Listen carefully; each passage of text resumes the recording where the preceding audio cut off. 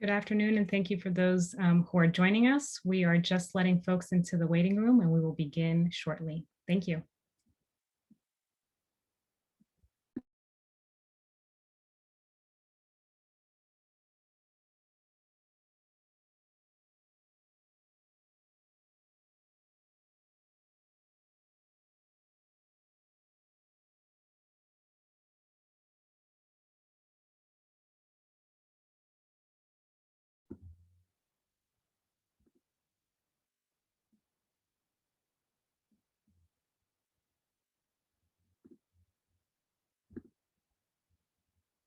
All right. Well, welcome, bienvenidos, and thank you for joining us today.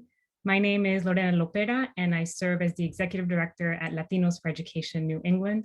I am privileged to be with you all today. This topic is incredibly important to me as a Latina, as someone who grew up as an undocumented child and as an English language learner. I know what it meant for me and my family to have a Latina Spanish-speaking teacher in kindergarten. It meant my family had a liaison to additional support, someone who helped them navigate the new education system, and most importantly, someone who always believed in my ability and capacity to learn and contribute to society. I have personally felt the power of educators of color through my own education experience, as well as being a parent to Latino children. I am excited to have such an incredible group of panelists and speakers today to discuss teacher diversity as teacher quality, and to delve into what we can all be doing in support of the diversification of the educator workforce. I want to start off by thanking Megan Combe and the Wheelock Educational Policy Center for inviting us and sharing this platform. I also want to thank the authors of the book, Teacher Diversity and Student Success, Why Racial Representation Matters in the Classroom. Thank you, Seth, Gershenson, Michael Hansen, and Constance Lindsay for this book. It really brings together the data that exists, the history that got us here, and proposes creative solutions for moving forward. I'd also like to thank Leader Moran for moderating today and being a co-sponsor of the Educator DIversity Act here in Massachusetts. He continues to be a champion of this issue. Thank you for taking time out of your busy schedule. And I just want to note that Representative Moran is in full formal session today, so there may be times throughout the program where he has to go vote on important matters before the legislature. So we greatly appreciate that he's still able to be with us today. A special thank you to Amanda Fernandez, founder and CEO of Latinos for Education, as well as Noemi Custodia Lara, the Vice President of the Lawrence campus of North Essex Community College, both who are working tirelessly to ensure that there are more educators of color engaging with our students and families. We can go to the next slide, please. So what is Latinos for Education? Latinos for Education is a national organization with a site located here in Massachusetts. We develop, place, and connect essential Latino leadership in the education sector, while mobilizing Latino voices to promote practices and policies that remove barriers to equitable educational opportunity. We believe that meaningful representation matters, and that incorporating the Latinx community's voice into solutions will yield more effective practices. When we see more Latinx educators and more educators of color in front of our classrooms, leading our schools and leading our districts, we know that this will have positive impacts for all students and families. Next slide, please. 21% of students in Massachusetts identify as Latinx. And as you can see in front of you, a huge disparity exists with teachers, admin, and leadership. We know that this number is greater across many districts, where we have districts that are made up of a majority of students of color. The implication of these statistics is that a Latinx child in Massachusetts may never encounter a Latinx teacher between kindergarten and 12th grade. They may never encounter a teacher who understands our cultural and linguistic background, who can effectively engage with caregivers, and who can serve as a reflection or a role model. And the end result is that few Latino students are being prepared to succeed in school, careers, and life. Next slide, please. This challenge is not unique. Actually, Meg, yeah, perfect, thank you. This challenge is not unique to Latinx teachers. We see this is true with various demographic groups. While we have a diverse student body, the majority of the educator workforce is white, and this has long-lasting impacts on student opportunity and attainment. Next slide, please. So what are we doing to address this? And what can you be doing? In September of 2020, we launched our Educator Diversity Coalition. It's composed of higher education leaders, district leaders, and practitioners across the educator pipeline. Our goal is to holistically address educator diversity and to accelerate the diversification of the pipeline to really help the Department of Elementary and Secondary Education, DESE, meet the overarching goal of 25% educator diversity by the year 2030. It is aimed at diversifying the educator pipeline in the Commonwealth, because in order to hit this target goal of 25% by 2030, we must accelerate the hiring of 16,000 educators of color in the next 9 years. The Educator Diversity Act has 4 components. The first provision of the bill is that it creates a pathway for alternative certification for educators by 2024. Currently, the MTEL has created disproportionate pass rates for educators of color. This provision would charge DESE with creating an alternative certification process that would be informed by a pilot that DESE is currently running.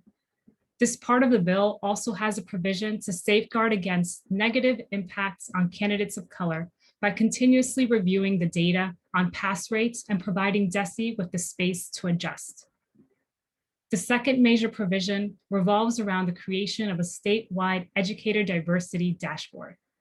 This would create greater transparency by disaggregating important hiring data, such as educator retention by race, and also would charge DESE and district with goals around the diversification of the pipeline and to share it publicly.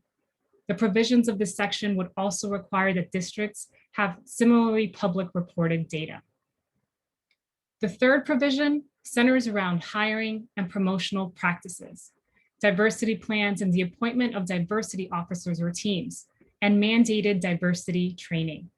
This section of the bill would charge districts to appoint diversity officers or teams without requiring an additional full-time equivalent for the district, because we know that in many districts, there are already people who are working on this.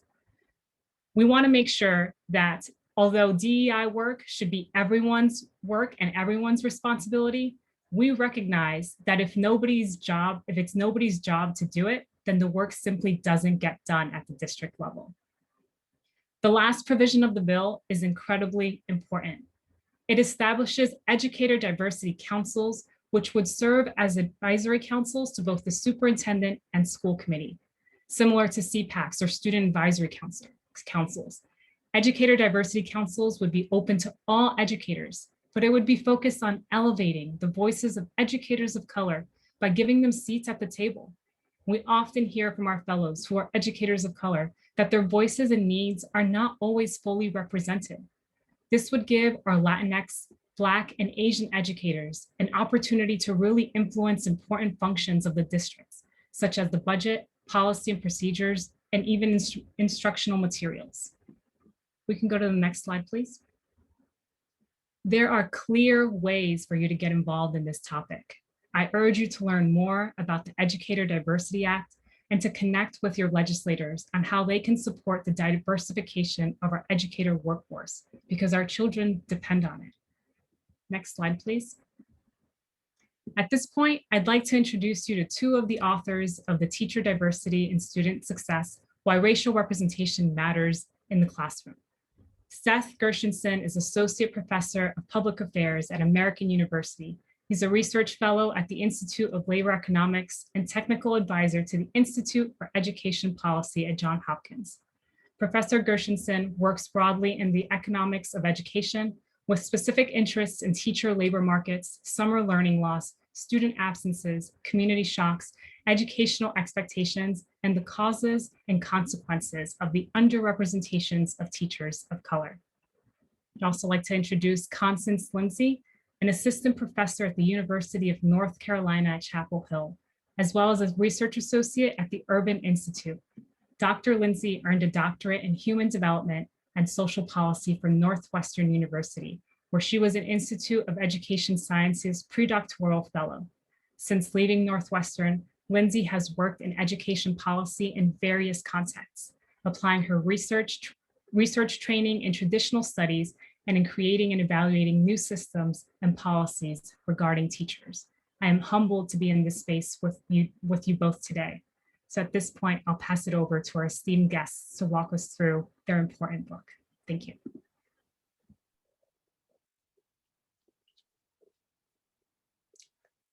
Thank you. Thank you for the kind introduction, and thank you to BU for hosting this important event.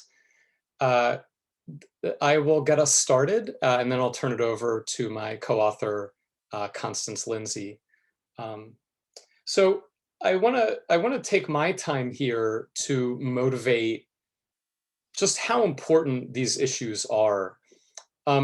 First, I think what's motivating all of a lot of education policy is there are very stubborn and persistent racial and ethnic achievement gaps that have maybe closed a little bit over the past 30 or 40 years, but are still pretty pronounced. And figure 1.2 on the screen here shows those gaps using NAEP data, which is nationally representative test score data. This is using 8th grade math scores, although a similar figure comes from any grade and any subject level. And this is really troubling, the persistence of these gaps for several reasons. On a basic level, education and access to a quality education is a human right. Plain and simple. Second, access to a quality education really facilitates the American dream. It's what drives upward socioeconomic mobility. And lastly, not only is education and access to education important for individuals and families, it's also important for society at large. There are big spillover benefits of a better educated population or better educated society in terms of innovation, in terms of wages, and so on for everybody. And so school policy or education policy really boils down to teacher policy a lot of the time, because teachers are fundamentally important. They're one of the most important parts of schools. You can't have a good school without good teachers.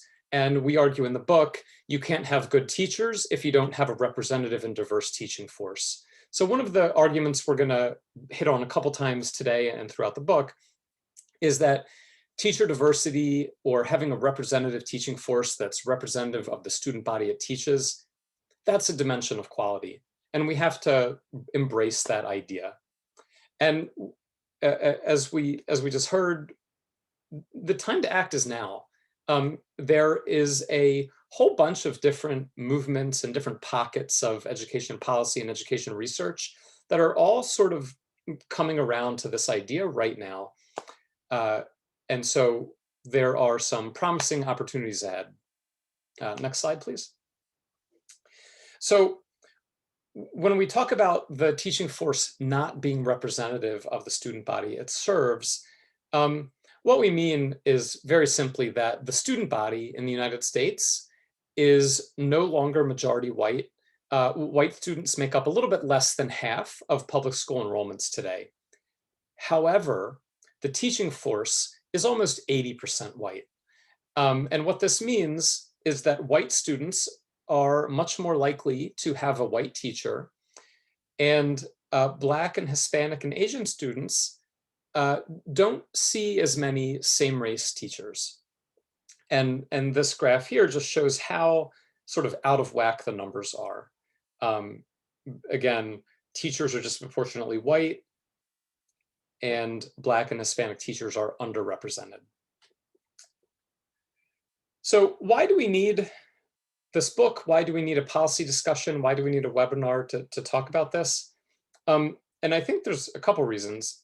Broadly, even even the people that are on board with this idea and want to fix it, want to address the lack of diversity in the teaching force, um, it's hard to do in practice. And there's a couple common mistakes that tend to get made. One of those, we think, is that people aim for incomplete goals, meaning that just having a more diverse or more representative teaching force isn't necessarily going to fix the problem. And the reason is that the end goal is not to have a more diverse teaching force necessarily, right? The end goal is to ensure access to those diverse teachers and to those teachers of different backgrounds. A second point is that a lot of policy discussions happen around unrealistic timelines. And what we argue is that there are different policies and different ideas that we can focus on that will yield results over different time horizons. So there's things that we can do right now that will help right now. There's also things that we can work on to set a foundation for outcomes that will take some time to achieve. So this is very much a marathon to achieve a truly representative teaching force. And last but not least, sometimes policies, even if they're well-meaning, can be counterproductive. And a good example of this is policies that lead to poaching teachers of color from one district. And all that does is move teachers from one district to another, and it doesn't actually address the overall lack of representation. So both to address these sort of common pitfalls, but also to try to coalesce this movement and bring everybody into the same tent, we thought that the time was ripe to write this book. So I was asked to focus a little bit more on the evidence base motivating all of these discussions. So I'm really going to dig into the first two chapters of the book, which talk about why having a representative teaching force is so important. Bottom line, having same-race teachers really matters, especially for students of color, for every different outcome you can imagine. Whether we're thinking about absences and behavior, whether we're thinking about test scores, whether we're thinking about expectations and attitudes towards schooling, whether we're thinking about being enrolled in a gifted and talented program, and ultimately, most importantly, high school graduation, college enrollment, the long-run outcomes that we really care about are absolutely affected by exposure to same-race teachers. Having a Black teacher in kindergarten, just one time, significantly increases the chances that Black students ultimately graduate high school years later, and that they enroll in college years later. And so for that reason, we need to think of diversity as a dimension of quality.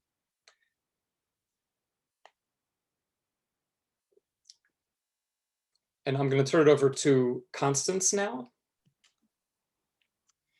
Thanks, Seth. So in the latter parts of the book, we talk about sort of how diversity benefits students and how this might lead us to think about creative policy solutions. And I'm really excited to talk about these chapters because it seems like a lot of this stuff is already happening. You guys are already working very hard on a lot of these issues. So in chapter 2, we discuss the mechanisms through which diversity benefits students. And so we gather them into sort of 3 primary channels. So first, diverse teachers, teachers of color, they have high expectations of students' abilities and success.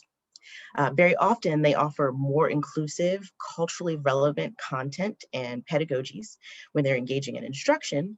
And then finally, they can be a role model or authority figure who provides just an avenue to various possibilities for students. So if you are interested in going to college and you have a college educated professional that looks like you, that works with you every day, that can lead to positive outcomes. It's important to note that these are not mutually exclusive, right? There's just different policy implications sort of depending on the ways in which we think that teachers of color can impact students. Here we should also note that it's really important that having diverse teachers is a benefit for all students, including white students. There's lots of evidence from psychology that shows that when you are exposed to individuals of diverse backgrounds, it results in a host of positive outcomes in terms of things like civic engagement, reduced implicit bias, et cetera. So another important piece of this, though, before we sort of move forward with thinking about policies to sort of rectify the current representation gaps that we see, is really understanding the history around why the teaching workforce is largely white and largely female. There is a legacy of historical discrimination and segregation, both de jure and de facto. And this actually sort of plays out differently when we're thinking about different groups, right? So for example, with Black teachers, you can think about the important legacy and implications of the Brown versus Board decision. There's also similar sort of or parallel sort of tracks in history when you're thinking about Native American teachers and the schools on reservations. And so it's important to keep that history in mind, particularly as we face new challenges with the teacher labor market that might sort of parallel older challenges. And then also you can think about this as a sort of piece of the teacher human capital pipeline, right? And so the teacher human capital pipeline is just thinking about the ways in which teachers sort of enter into the profession, how they stay in the profession, how they're promoted, and whether they decide to stay in the classroom. And what we see is that along sort of each stage of that pipeline, there are leaks that disproportionately affect teachers of color. So for example, at its heart, right, this is a K-12 education issue. You have to be a BA holder to become a teacher in most places.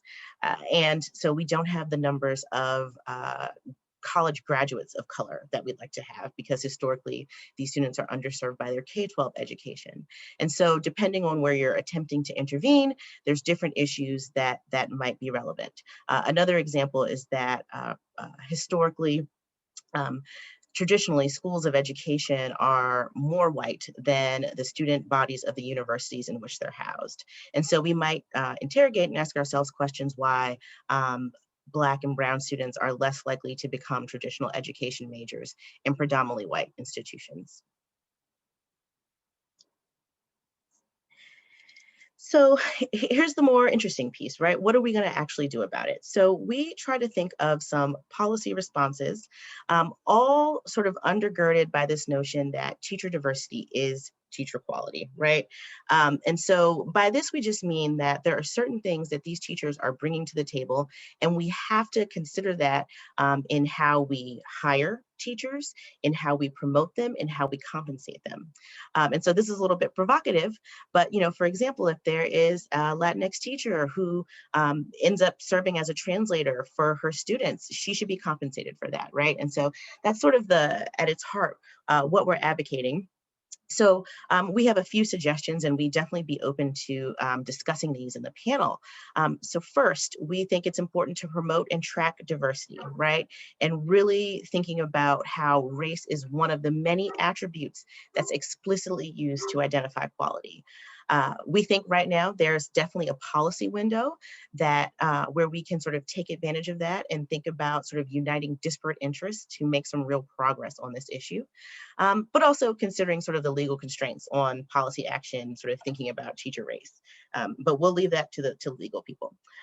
So we suggest that there's three complementary approaches. So one, sort of thinking about the beginning of that human capital pipeline, opening that tap on teachers of color into schools. We just need more folks into colleges and getting bachelor's degrees, right? We also discuss the need for engineering more opportunities for exposures to teachers of color. A lot of the evidence shows that it just takes one along the way. And so you can think about creative ways to work with the workforce that we have. And then sort of last but not least, thinking about developing cultural competency amongst white teachers, right? So we kind of have to work both with the workforce we have right now and keep working to get the workforce we aspire to have. And finally, sort of we'll end on this, and Seth began to touch on this, but we really believe that teacher diversity is a key to equitable education.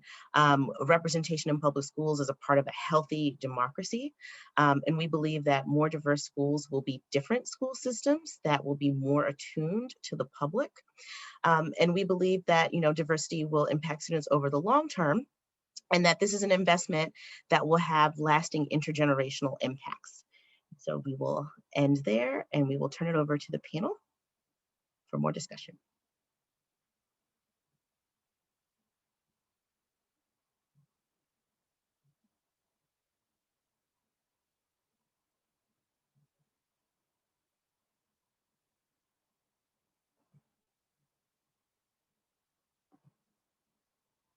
And with this, I would like to now pass the mic to Representative Moran.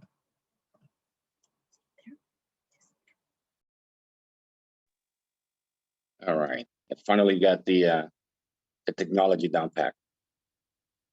Good afternoon. Can you guys hear me?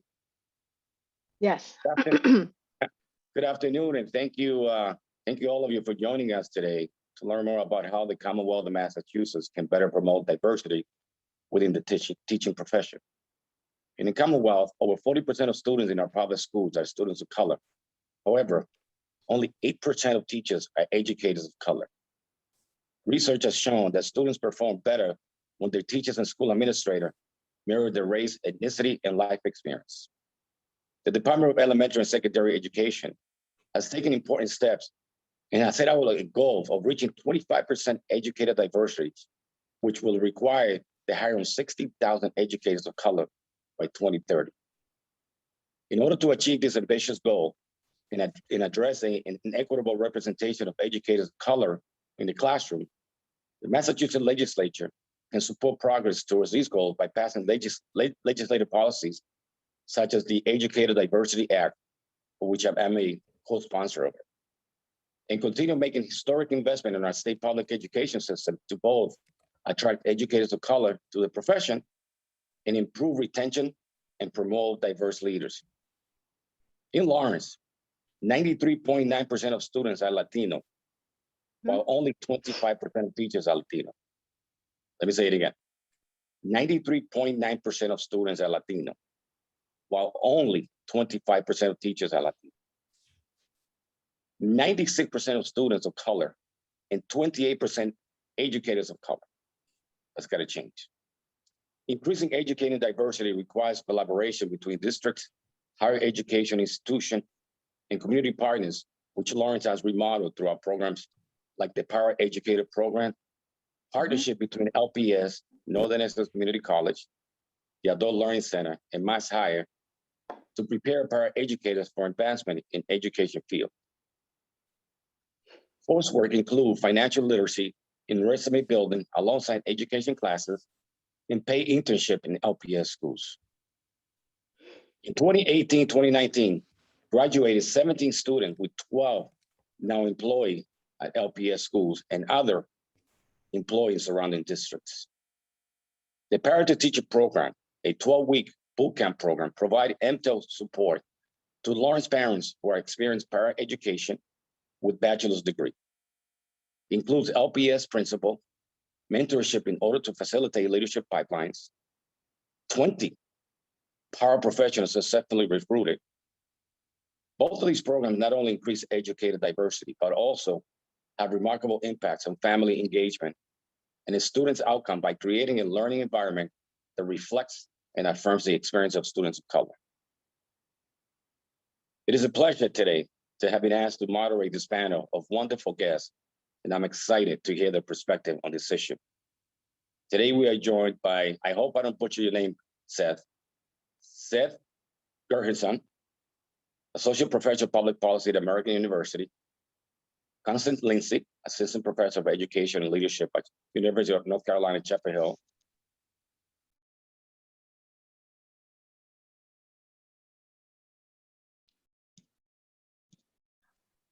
as well, I'd like to welcome Amanda Fernandez, CEO of Latinos for Education, and Lawrence own Noemi Custodia Lora, Vice President of Northern Essex Community College in Lawrence. I'm excited, very excited to hear what our distinguished panelists have to share with all of us today.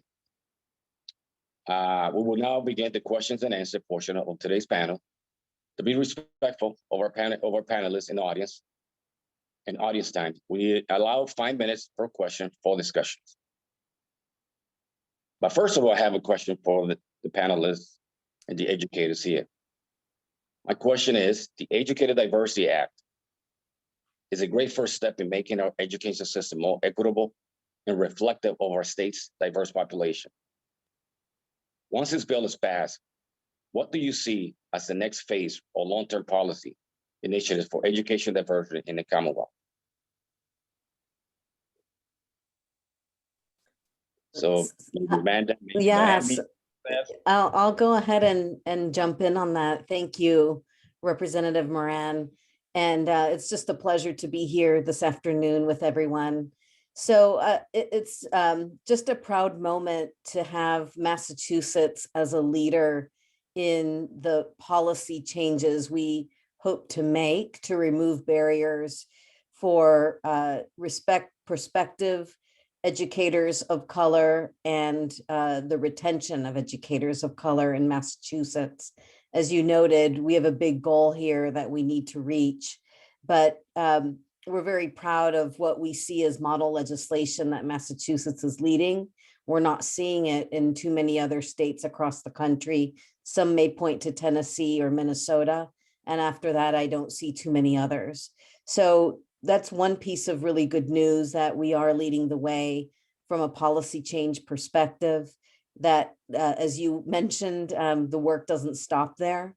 And so what I see is that while we address different portions of the pipeline, as was noted by the authors of Teacher Diversity and Student Success, Constance and Seth, there's leaky pipeline all across, and you got to address each part of the leaky pipeline. So I think what would need to come next is to continue to build out the other areas across the continuum where we don't yet have policy.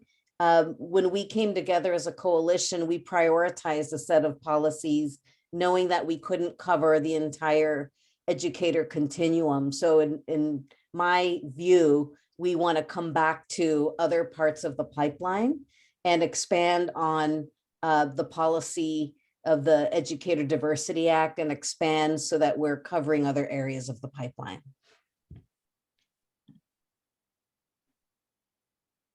Very good. Now we're going to transition to the pre-recorded questions.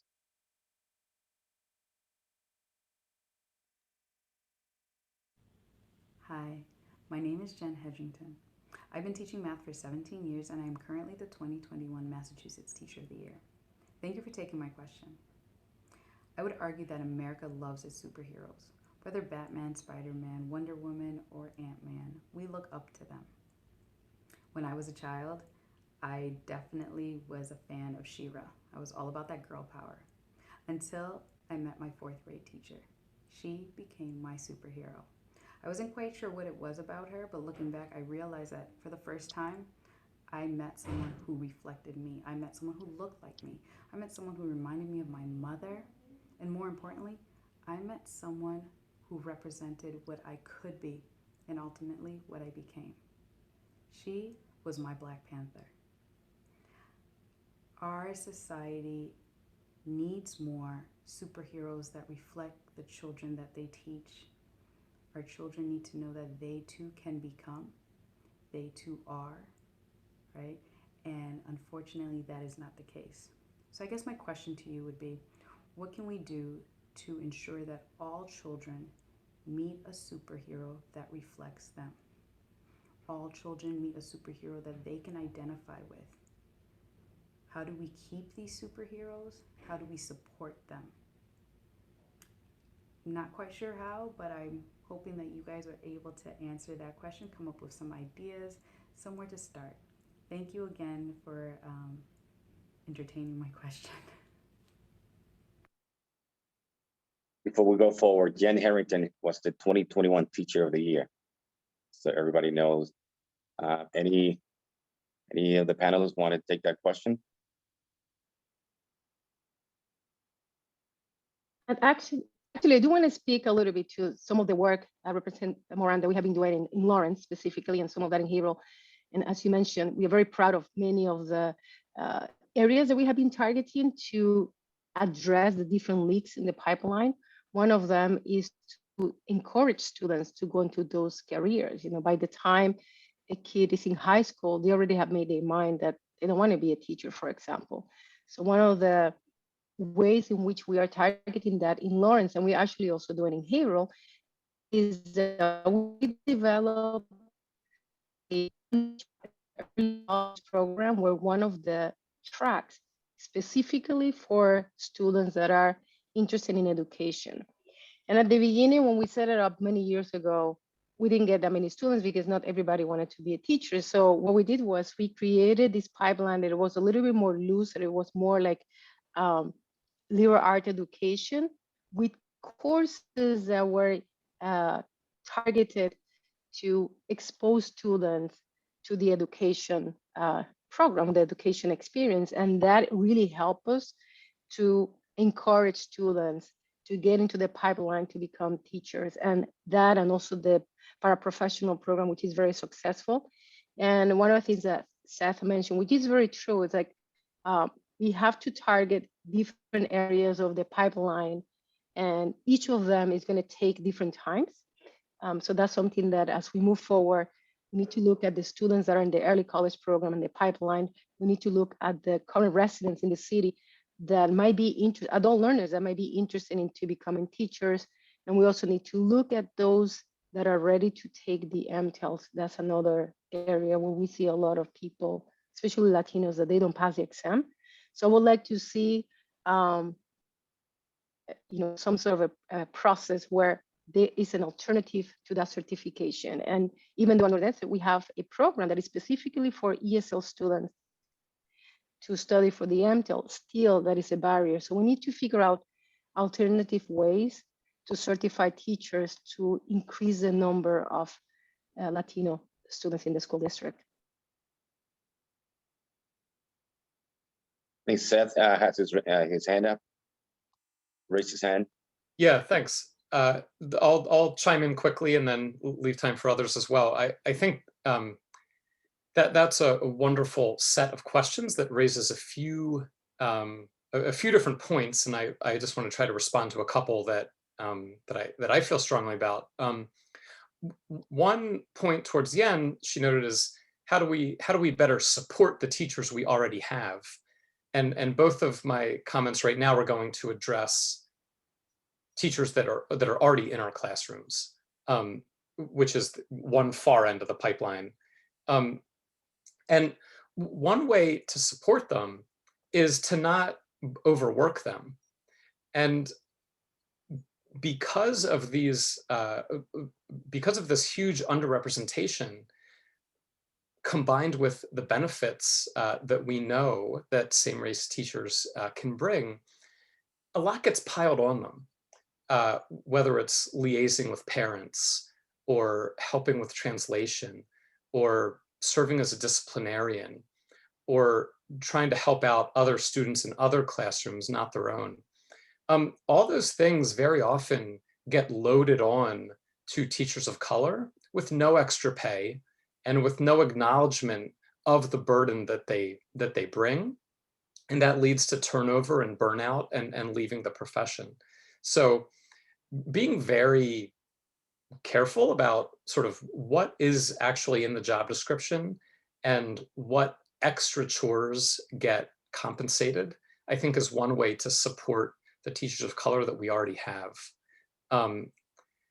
Another thing I'll mention, motivated by that idea of seeing your superhero, is superheroes don't only have to be teachers, and they don't have to only be your classroom teacher. We can engineer exposure to role models and professionals from all different backgrounds from the community, whether they're teachers or not. We can be very strategic and thoughtful about who do we bring to school for a career day? Who do we bring to school to give a guest lecture or perform an art assembly or something like that? We can leverage community members as well. And even for teachers, we can be more strategic about how we assign classroom teachers.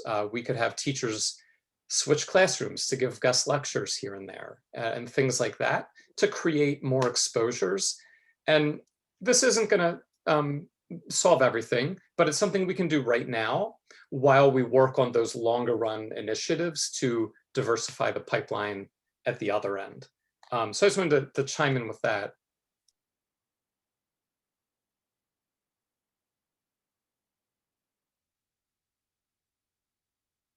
Thank you. We also have another question from a student from the Education Trust.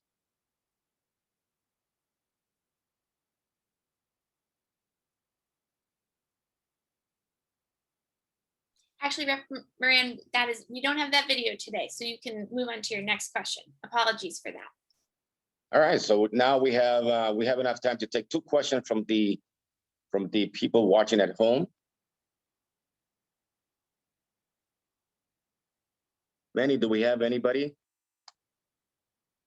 See, I don't have. Thank you, Representative. We do have one question that we wanted to pose to the panel before we opened up, Rep. And I'm happy to step in and pose that question.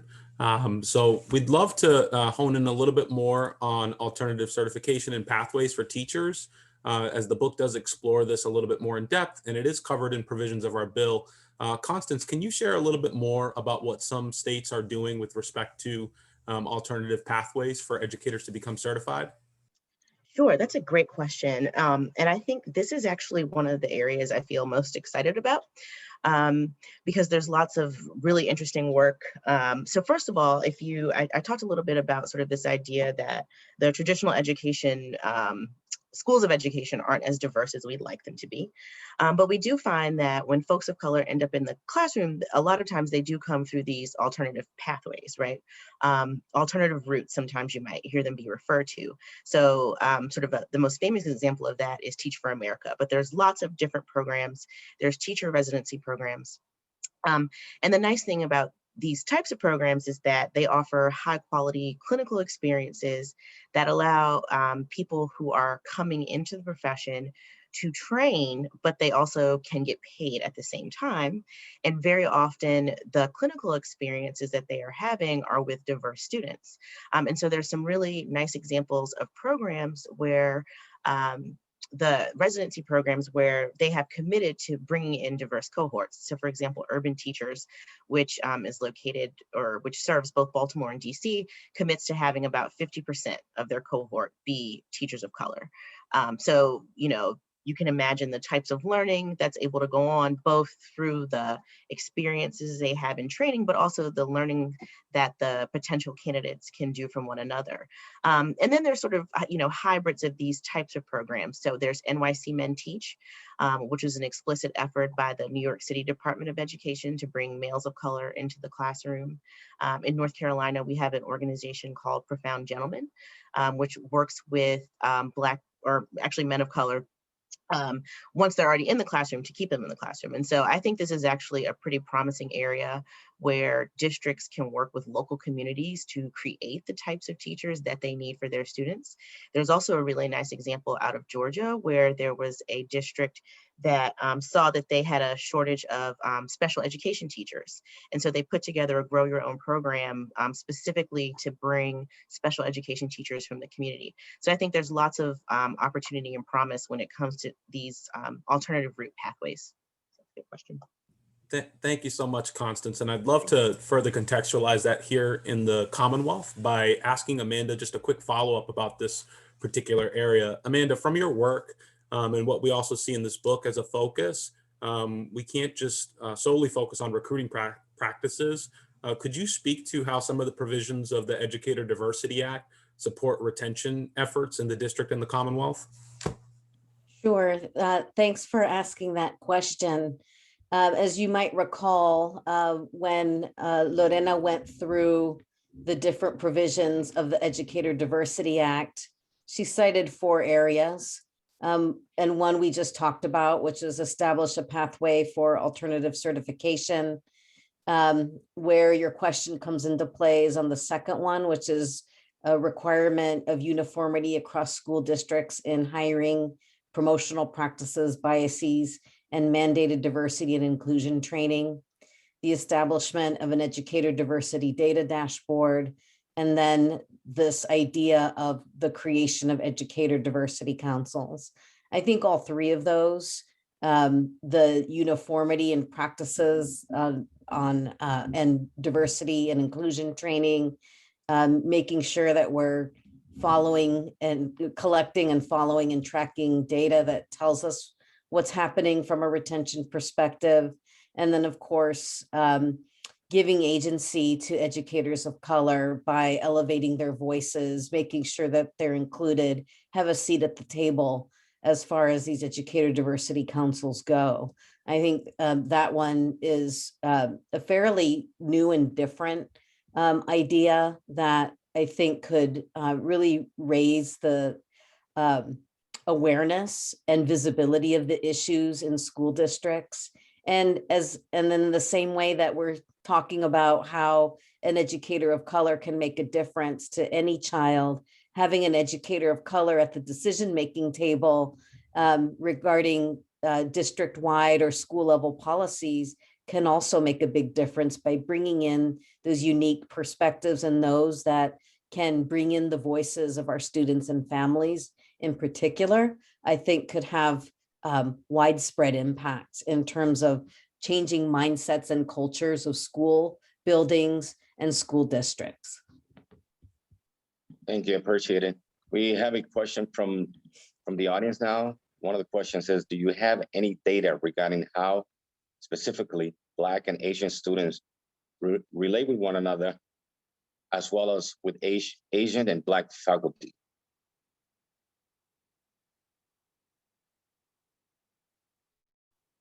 To the panel. I don't have access to that data specifically, but I think that actually brings up something which is interesting, which is that a lot of the studies that we have focus mostly on Black teachers and Black students. And there definitely is an opportunity for more research on Latinx and Asian students and teachers. And so, you know, if there's researchers out there, I think that would be sort of something really interesting and exciting to look at, is thinking about sort of the broad range of groups and how they might play out, how their actions and activities might play out in the classroom. Yeah, I'll just quickly add that the very similar results for Hispanic students have been shown in a large study from Texas, and because of how neighborhoods are often segregated, a lot of times there's not a huge overlap within schools of different racial and ethnic groups. However, the bottom line is that students of color, whether they be Asian or Hispanic or Black, always benefit from having teachers of the same background. And this has been shown in college as well, with teaching assistants and in professors in first-year classes and all levels of K-12 from kindergarten to high school. So the effects are there for everybody. Although Constance is right, there is certainly the most evidence for Black students. And generally, I think it's fair to say that in general, students of color benefit from seeing any teacher of color, period. But that boost is even bigger when it's someone from the same background or the same neighborhood. But that's a good question. Anybody else? I want to thank you all for sharing your thoughts and expertise with us today. It is now my pleasure to introduce to you Megan Cohn, Executive Director of Boston University Wheelock College of Education and Human Development, to conclude today's event. Megan. Afternoon, everyone. And thank you to Leader Moran and our esteemed panelists for joining us today. We're really grateful both for our participants and our speakers for contributing to this really critical conversation. I am the executive director of Wheelock Educational Policy Center, but prior to coming to that role, I worked at Massachusetts DESE as the director of educator effectiveness, and I was a teacher in the Boston Public Schools, serving as a white woman, largely Black and Latinx students. So I feel this both from a practitioner standpoint and from a policy standpoint, and I'm just grateful to have both sides of this necessary conversation in the room today. Our center at Boston University is really focused on bridging the academic and practice and policy divide. And I really believe that there's no more necessary effort to make than I think was evident from today's conversation than around the need and opportunity to diversify our profession. As we close the program today, I hope to invest you in continuing the dialogue and taking action on this issue.